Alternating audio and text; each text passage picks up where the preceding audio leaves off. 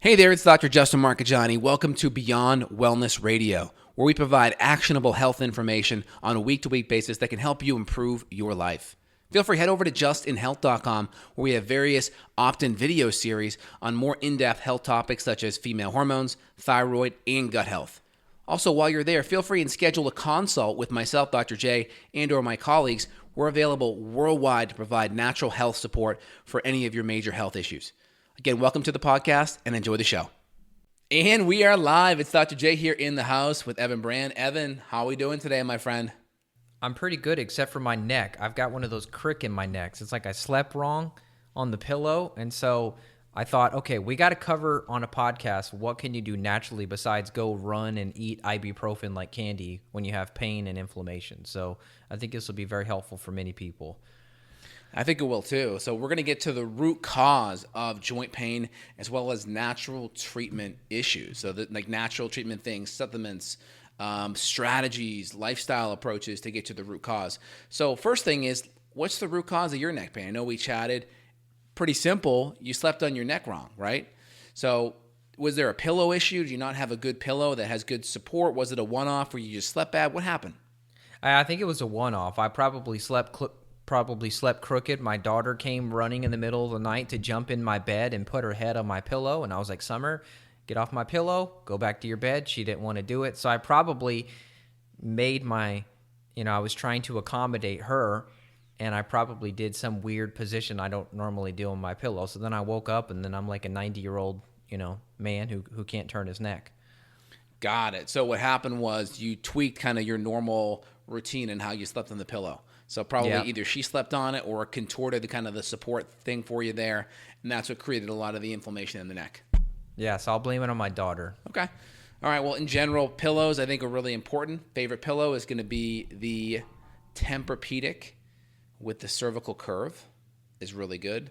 And they have one, I think it's called the Rhapsody, and it's meant for if you're a back sleeper in the middle, it gives you that good cervical support, and then it steps up a little bit on the side. So if you want to sleep on your side and you roll to the outside of the pillow, it steps up a little bit, so then you have a little bit more support so your head's not crunched in like this. And so I like that. Here's the funny thing. So, when I put my daughter to sleep, I've offered her own pillow in her bed for the past 3 years, and she never wanted her head to be elevated until recently. Because I always thought, well, did our ancestors use pillows? Did they sleep on like a big old pile of feathers or something? Like, did our ancestors sleep flat, or were they elevated? And it's interesting. As soon as she hit age 3, it was like the snap of a finger. All of a sudden, she wants her head elevated now. It's almost like she knows that you get better lymphatic drainage or something when your head's elevated, because previously she didn't care about it at all. She was fine to be flat. Yeah, it's one of those things too. It's like you don't know how good you got it until you got it. You know what I mean? So when you come into this world, you're kind of a blank slate. Your expectations are pretty low, right? You just had breast milk. You're not used to eating a filet mignon or a nice ribeye. It's like, ooh, okay, this steak's pretty good. I kind of want to have this more regularly. It's kind of like that with every part of our lives, I think. Yeah, I think that's what it is. So now she's spoiled. She's got the pillow, and she enjoys it and loves it. But yeah, so I like the idea of the cervical thing. I did have one of those before. It was sort of I don't know if it was latex or a natural memory foam that had some of that cervical support, and I did sleep better. Now, from your perspective in the whole chiropractic field, would you advise people to not sleep on their belly? Because when you're on your belly, you're turning your head, and your spinal cord's basically twisted all night. Yeah, I'm not a fan of belly sleeping. Ideal sleeping is going to be straight on your back with a nice, good cervical support. That's going to be the most helpful, because then that kind of maintains your cervical curve the whole time. If not, what happens when you go flat, that curve has to flatten out, and then that can create more disc pressure on the neck. Because what happens when you go into flexion, you start to have the disc pushes back towards the posterior nerve root. And so explain that to people briefly, because people, when they get lectured on posture, they think that you're supposed to just be straight up and down like a stick. And that's not actually how the cervical spine works, right? Yeah. So imagine, people that are listening, I'm going to do my best to describe it. If you're watching on YouTube, you'll see the YouTube link. I'll be giving you an analogy physically. So imagine my green celery juice here. Imagine that's like a big bar of soap, right? So if I'm holding that bar of soap like this, and I gently cup my top hand on top of it, and I have equal pressure like this, and I'm pressing down, I'm going to have good support of that bar of soap. Pretend it's a bar of soap. Now, if I start to wedge it and push more here at the front of that bar of soap, that's going to start to squeeze it out to one side. So the bar of soap analogy, this is like the disc in between the two vertebrae, okay? And so there's a natural cervical curve that's there. Our spine is not set up to be straight. So when you go lay flat, you're actually putting, even though your neck looks straight, you're actually starting to put your neck into flexion. You're starting to move your head forward a little bit, which then is the equivalent of taking this bar of soap here and we're starting to push it from the front, and that's squirting that disc out, and it can start to irritate the nerve roots. And then when those nerve roots get irritated, you get inflammation. That can shut down some of the deep cervical flexor stabilization, the scalenes, the SCM, the trapezius muscles. A lot of times the muscles in the back get tight, and then we don't have good stabilizers of that neck, and then we have a lot of pain and inflammation, and you can develop adhesions. So just having poor posture at night with not enough good support, that can create a lot of disc inflammation and a lot of muscle pain. When those muscles aren't working properly, it's like having your natural shock absorbers turned off. It's like going into your car and then all the suspension and the shocks are gone. So every little bump, you totally feel it. Yep. And when I was working out of a chiropractor's office, I was looking at x-rays all the time. And this is not a rare problem. I would say 95, 98% of people we looked at, they basically had lost that cervical shape. I mean, their neck was basically just straight. They had no curvature. So a lot of the work we were trying to do was, which it had limited success because the people were not doing diet changes and other things. They were just going into a traction device or something else to try to restore that curvature, and maybe it worked 50-50. I think it was not a root cause clinic that I was working out of, so I think we missed the boat on a lot of things. 100%. I'm going to share here the Tempur-Pedic website here so you guys can see it. Can you see it here on Evan? Yep, we see it. Yeah, so I like the Tempur-Pedic neck pillow. I have this one. This works excellent. And then the other pillow that I like, I think, is the Symphony right here. And this one's excellent because you have this little curve in the middle, which provides good neck support. And then when you turn sideways, it increases up just a little bit, which allows you to go on your neck. As soon as you go sideways, you need a little bit more because when your neck, if you rely on the same support while you're on your back, your head's going to dip in and then you're going to get shoulder pain. So you need your head to be still relatively neutral when you are sleeping. And so that's where I like the Symphony pillow because it provides you the versatility. You can still get that support with the neck pillow as well. You just have to make sure you get it just a little bit bigger, maybe an extra inch or so, extra couple of centimeters to provide the support. So you want maybe an extra centimeter or two for your neck. That way when you go to your side, it will compensate. So so the neck pillow does do side and back. And the other one is the Symphony. So those are my two favorite. I tried them. I tried a lot of them. I have the Cloud one. The Cloud one just doesn't provide the same level of support. So those are my two favorite. Hope that helps.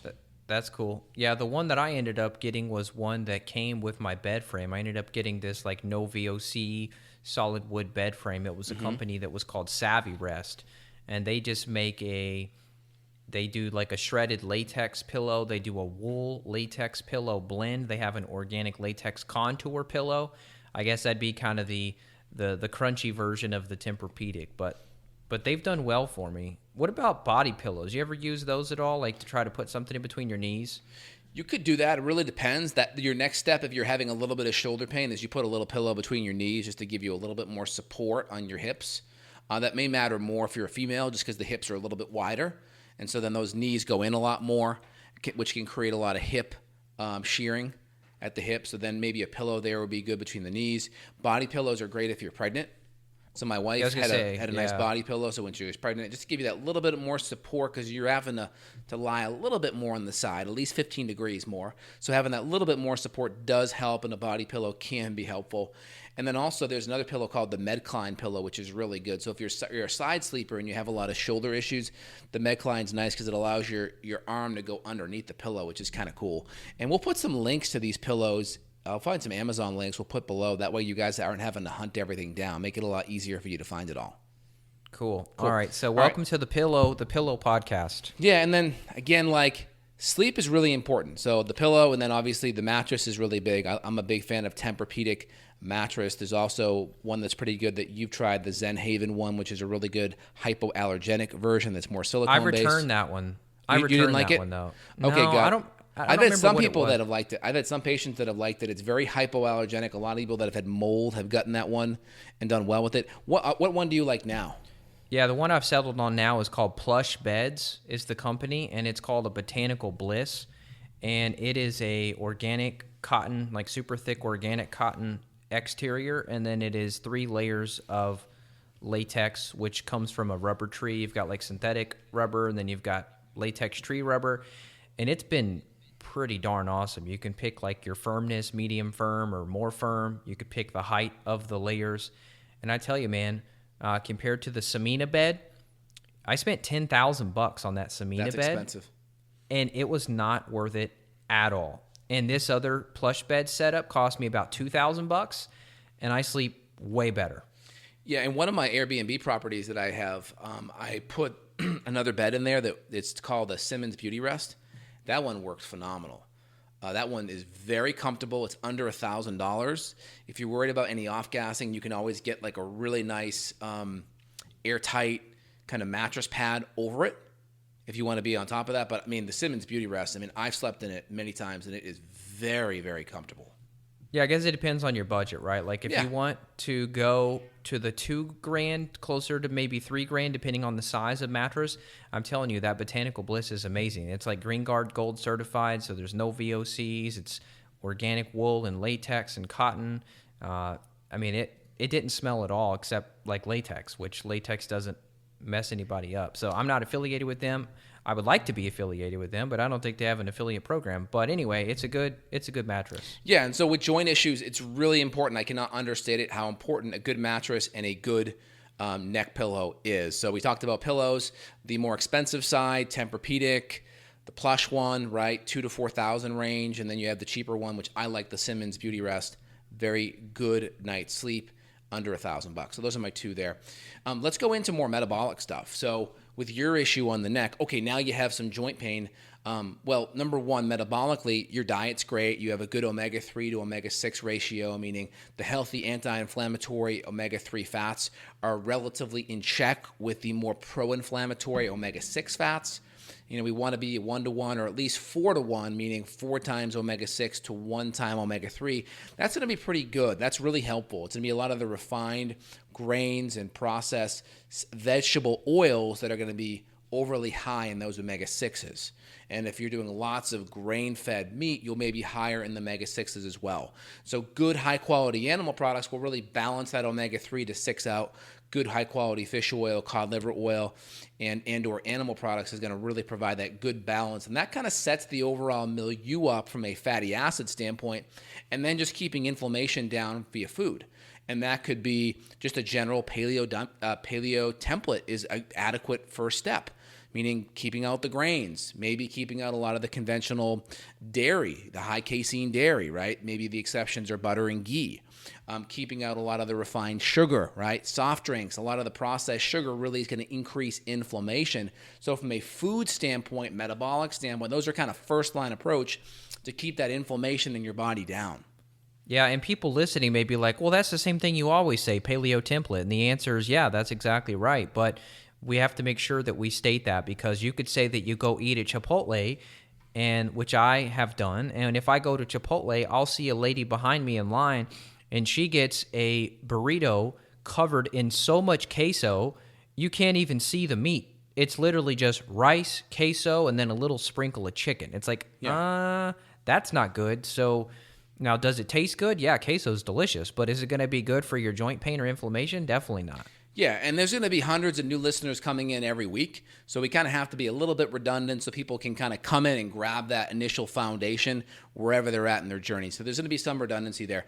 Also, sometimes that's not enough. Some people who have autoimmunity, right, sometimes these pains could be even of autoimmune origin, whether it's some kind of a fibromyalgia or chronic fatigue thing, and a lot of the pain is indiscriminate. It's just randomly in different spots throughout the body, right? It's called centroallodynia, where the pain is more neurological, not because you slept on your neck wrong, but just because the inflammation and the autoimmunity is so high, everything is inflamed.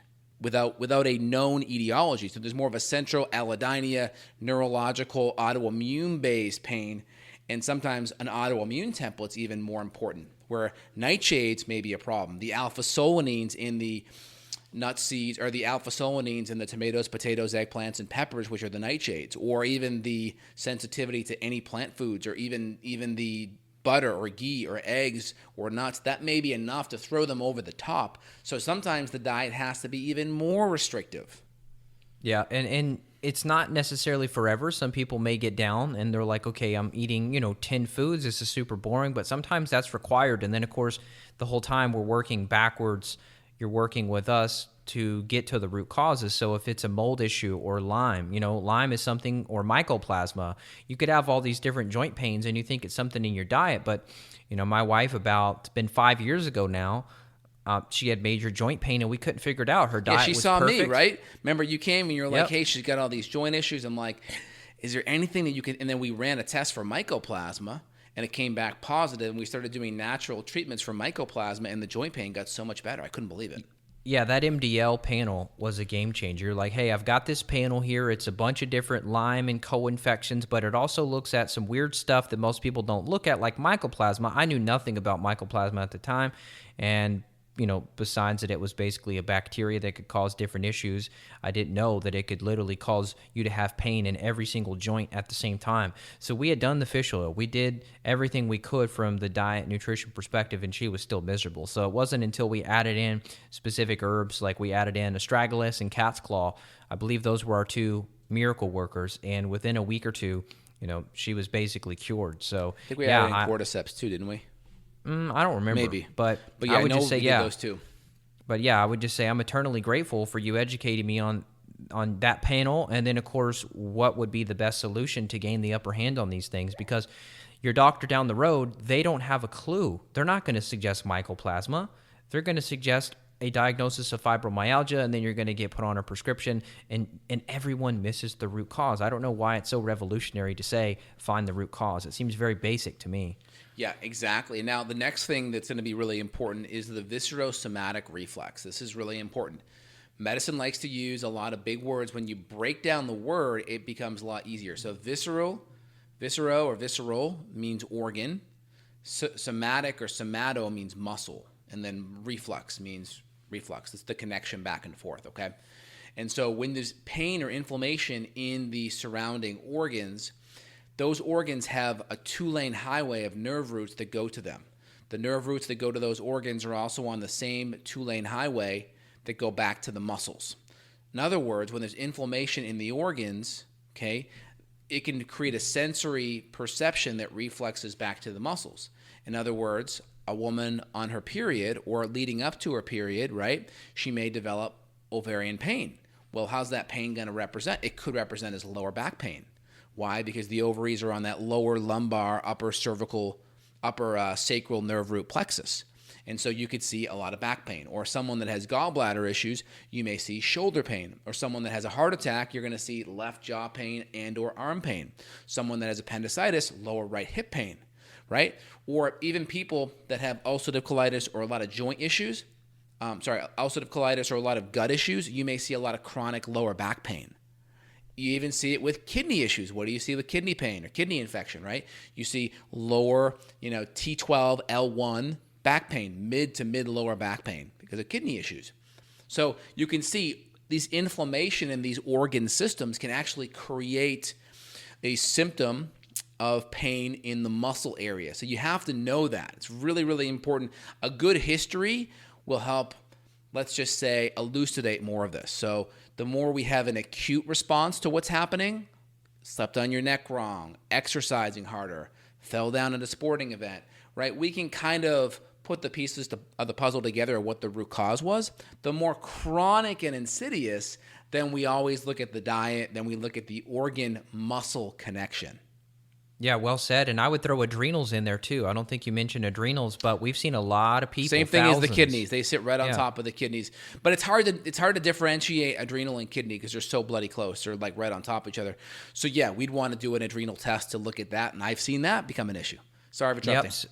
No, it's okay. So when you add in adaptogenic herbs, sometimes the pain disappears, which is interesting, right? Because you would think, okay, all this herb is doing is helping modulate the stress response, but all of a sudden the pain is gone. So yeah, I mean, I take personally, I do adrenal support, I do kidney support, I do liver, I do gallbladder. I mean, I kind of support all the organs, and it's easy. It's easy to do, and it's just good maintenance for your organs, right? Yeah, adrenal issues are a double-edged sword, right? Because adrenals make a hormone called cortisol. Cortisol is a glucocorticosteroid. You break it down, gluco meaning blood sugar and energy, corticosteroid, stress and inflammation, your body's natural cortisone, prednisone, etc.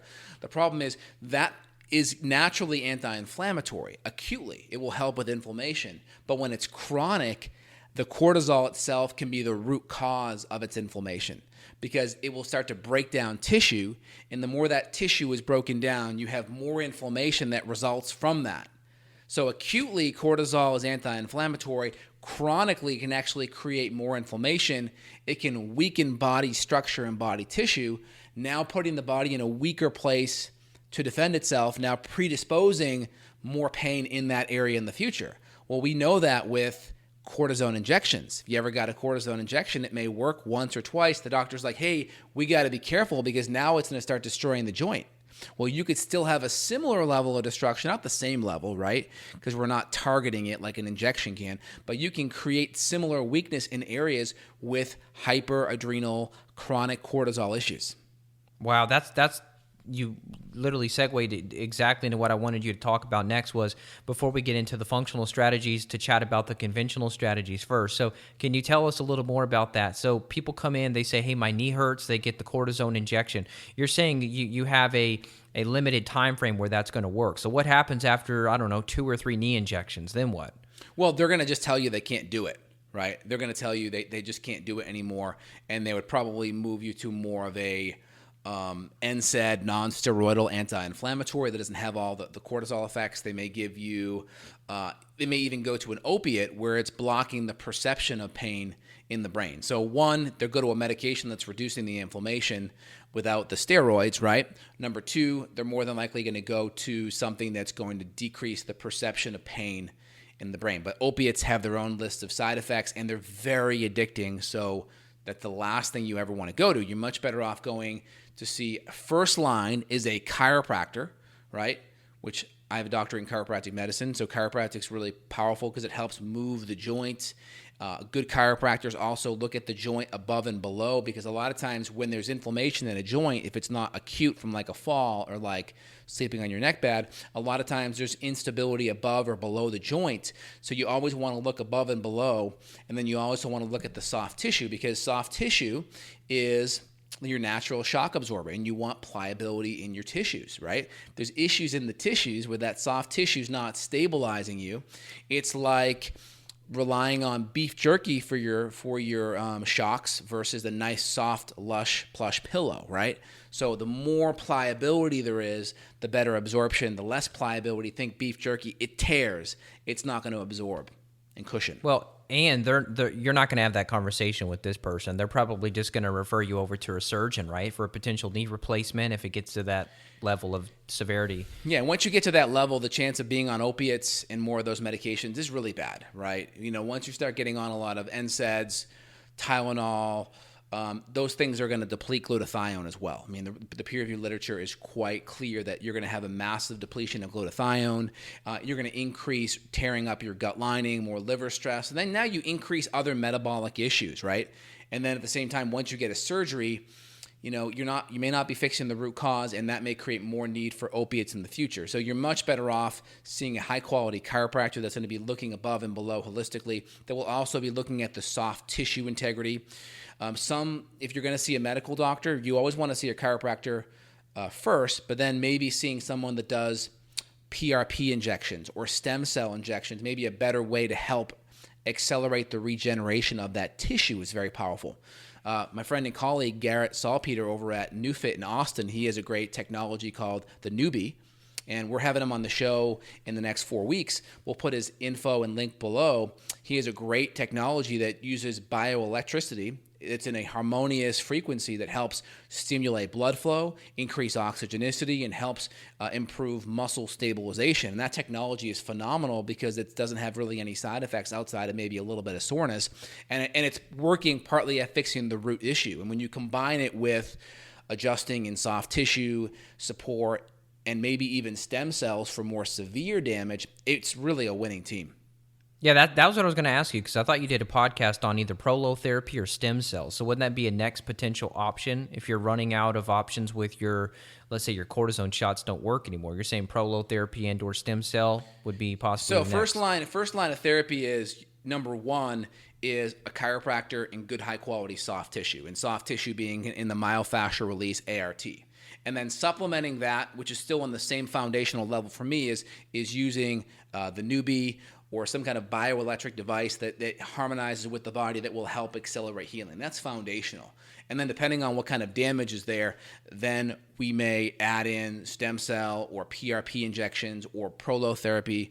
I think stem cells is probably going to be the best just because it's using your own tissue, where PRP is going to be using platelet-rich plasma, which may be from your own tissue as well, still better. And then the prolotherapy will be using like a D-mannose or like some kind of a sugar solution to stimulate internal healing. So I like stem cells first, which it may come from, a lot of times they'll get it from umbilical cord, or they'll get it from your own fat tissue.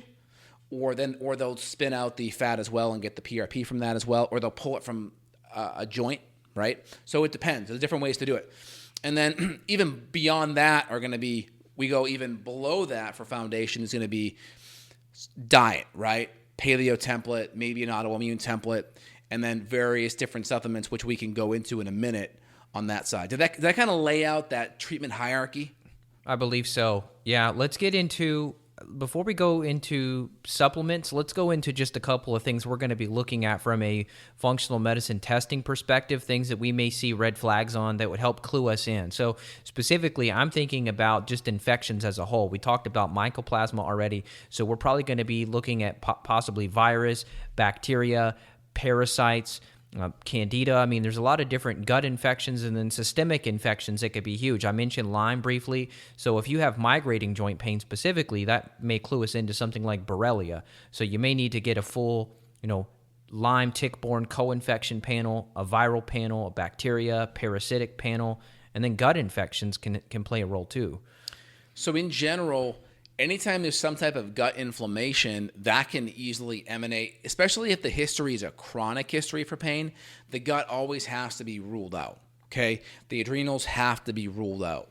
Another reason why the gut could be a problem is, guess where all the nutrients to build back up your tissue and cartilage comes from, right? It all comes from your gut, all of the amino acids, right? The collagen amino acids, the proline, the hydroxyproline, the glycine, all of these expensive tissues that are avascular, like connective tissue like cartilage, tendons, ligaments.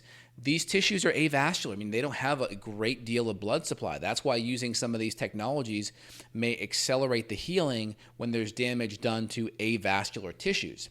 Tissues like muscles, they're more vascular. They heal faster. So like your issue with your neck is probably a muscular issue. It'll heal a lot faster than if you had a whiplash injury from a car accident. That may take 6 to 8 weeks. So that's why it's important to understand the history of it, because that can guide us into how long things may take to heal. But when it's chronic like that, all those nutrients from the gut have to get absorbed there. And of course, things like omega-3 fatty acids may be used supplementally. We may use things like systemic enzymes, lumbrokinase, serrapeptidase, which will be taken away from food to help digest inflammatory mediators and cytokines. We may also use things like liposomal curcumin. I have a product called Curcumin Supreme that's liposomal. Why is that better? Because about 15% of curcumin is absorbed in a powder form. So when you liposomal it, you get about a 6 to 8 time increase in absorption. So, just because you take it, you have to absorb it, assimilate it, and utilize it. So a liposome can be very helpful for that. Other things could be boswellia / frankincense. Topical or internal CBD can also be used. And I would even say white willow bark, which is the main constituent of aspirin, which is acetoacylic acid, acetylsalicylic acid. That's basically your aspirin, and that's going to be your white willow bark. And so we can do that at high doses too. Do you want to add some more things to the list? I do. So California poppy could be great. Like, let's say you don't want to go on an opiate. Yep. California poppy could be something. I mean, it technically is in the.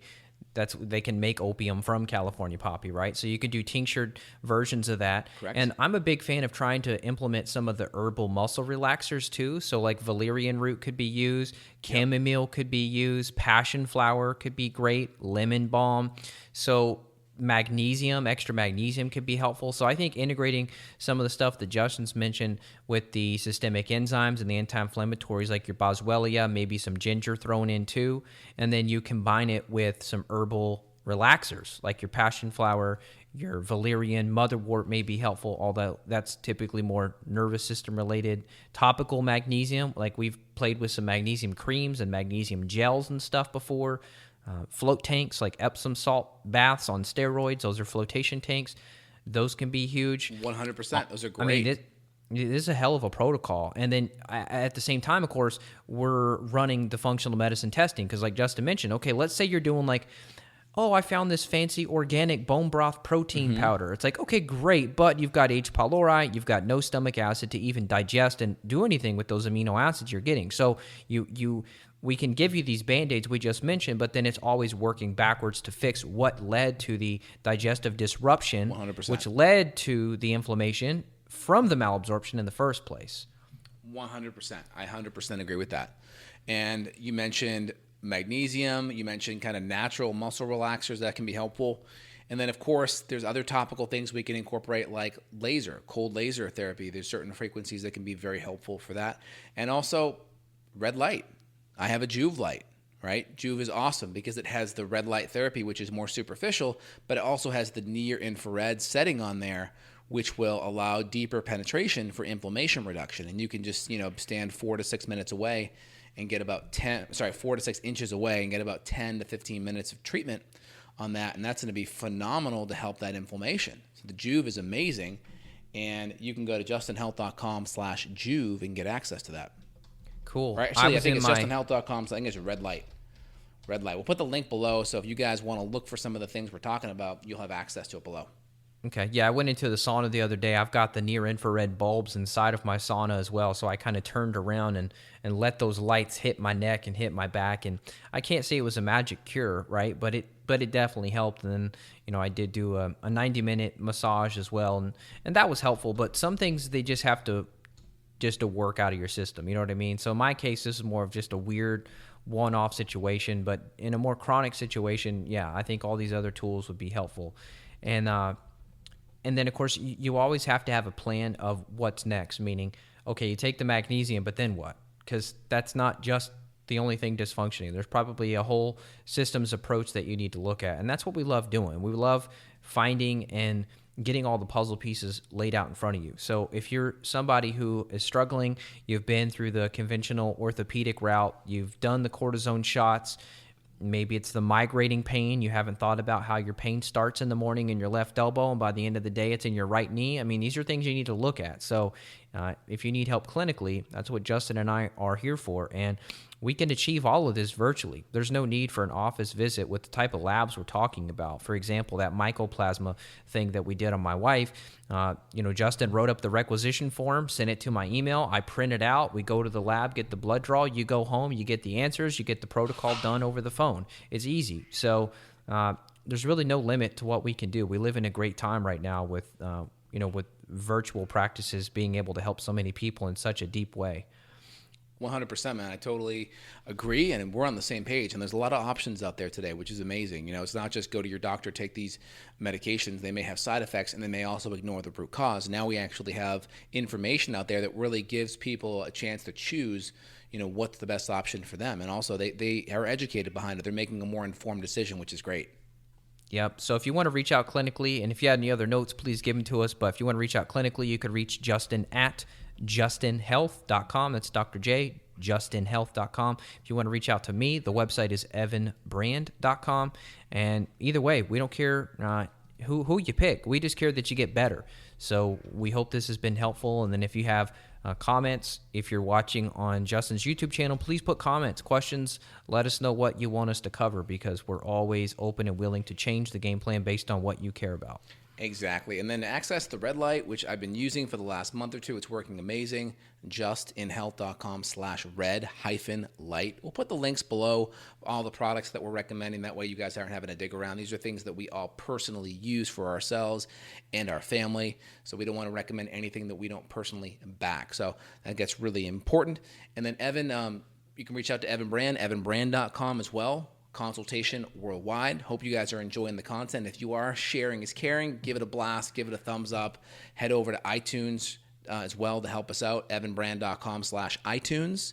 justinhealth.com/iTunes. That's the little short link to get there. We appreciate your reviews and your feedback. Hey, Evan, it was phenomenal chatting, man. You have an awesome day. You take care. Take care. Bye now. Bye-bye. Got a question for Dr. J? Go to BeyondWellnessRadio.com and click the questions button. Then tune in to hear the answer. Also, if you like the show, click below to review us on iTunes. For more Beyond Wellness Radio, go to BeyondWellnessRadio.com.